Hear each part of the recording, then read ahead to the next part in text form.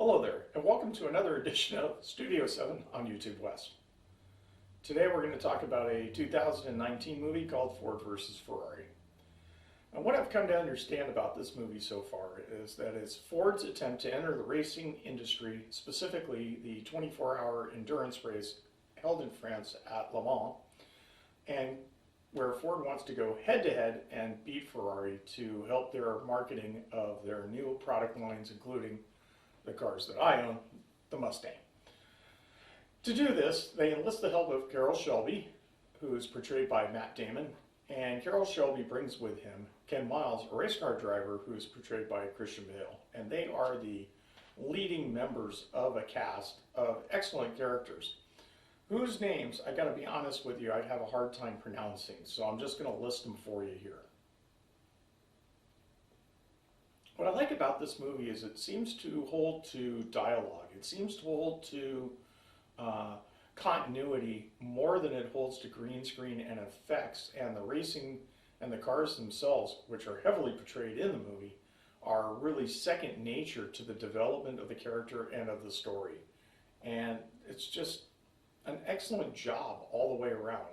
Now, the movie is directed by James Mangold, and the music is by Beltrami, who was also the one that did the music for Flight of the Phoenix. So you'll find that's an excellent score in this production.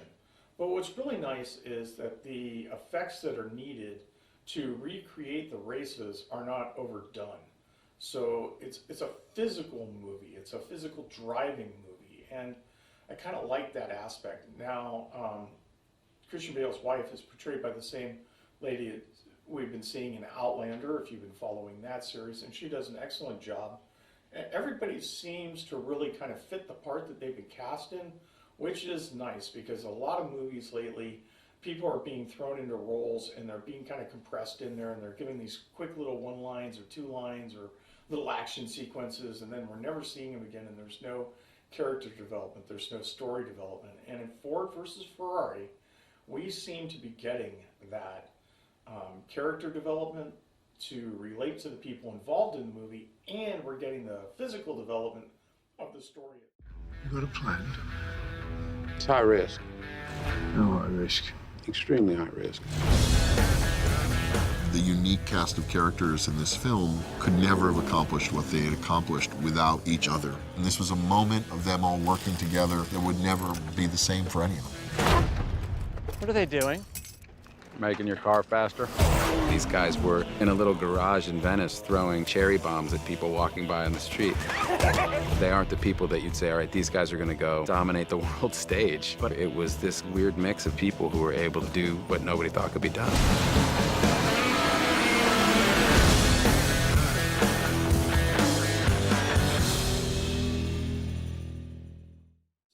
And I find that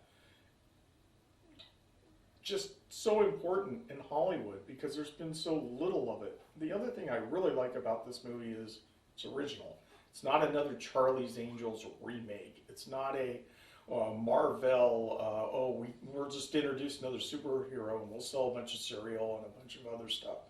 No, none of that's taking place there. Besides, if you really fell in love with a Ford GT40 and you wanted to go out and find one, you'd probably need a check of $500,000 to make it happen anyway. So you're not going to be rushing out to buy yourself one of these cars. But what you are going to find yourself doing is leaving that movie and remembering what it's like to have what we call the American spirit, the spirit of can-do, the American spirit, the spirit of wanting to be more, not necessarily wanting to be first, but in this case, both those work well together.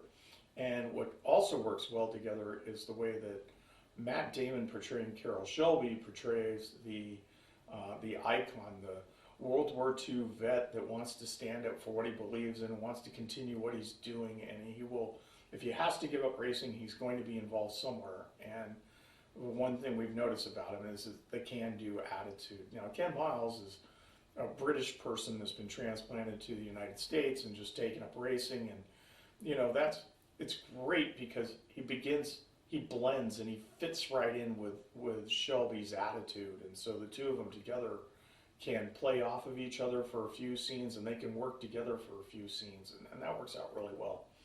I'm not sure about the portrayal of the people that are working for the Ford Motor Company in this movie. They seem to be the stuffed shirts.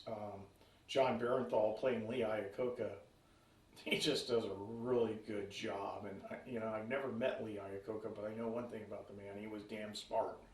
And so you kind of get a good appreciation of his character. And the gentleman who plays Henry Ford the second does an excellent job as well. Ray McKinnon's also in this movie. He does a pretty good job. Josh Lucas, we've seen him roll around a little bit. I think he's playing the bad guy, as I call him in this film. Everything just seems to come together to motivate you all the way to the end of this movie, which runs about 2 hours and 14 minutes. So it's produced by 20th Century Fox, and I was very lucky. I managed to go and see it on what we call the big screen around here, which is the IMAX movie theater. And we saw it as a charity event for the California Automobile Foundation, which runs the local car museum here in Sacramento, California. So that was also a plus. How do I rate this movie? Well, I'm a Mustang owner, but not necessarily the world's biggest Ford fan. I just happen to have a couple of them.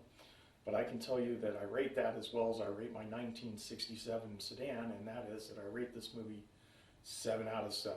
And that's something I've noticed most of the time with Matt Damon, is all his movies are, usually all his movies are incredible.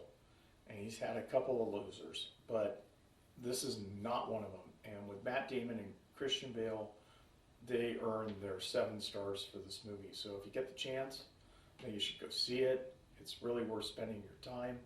The movie, again, is called Ford versus Ferrari, and it's in theaters right now. For Studio 7, I'm Bob West on Our West Video. Thank you very much.